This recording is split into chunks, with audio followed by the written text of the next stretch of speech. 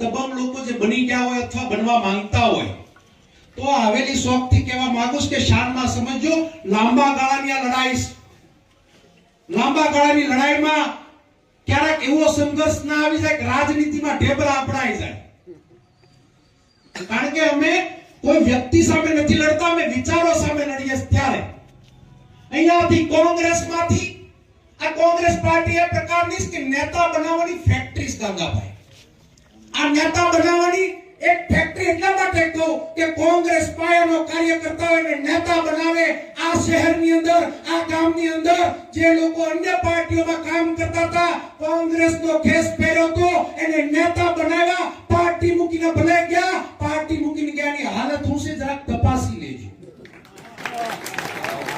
મારા બંને સાથી મિત્રો, મારો અંગત મિત્ર બાબાઈ રામ અત્યારે બોમ્બેમાં ધંધે સડી ગયો ભાઈ ટીકુભાઈ.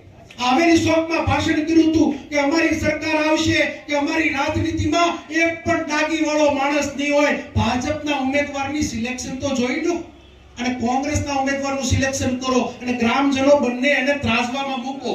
અમારા માણસ ઉપર એક દાગ હોય તો હું તમને એમ કહું, એક મત નહીં આપતા તમે ભાજપને મત આપજો. સામે વાળો દાગ વગરનો મળે તો મને જરા કાનમાં કહેજો કે આ ભાઈ સાફ સુથરો છે.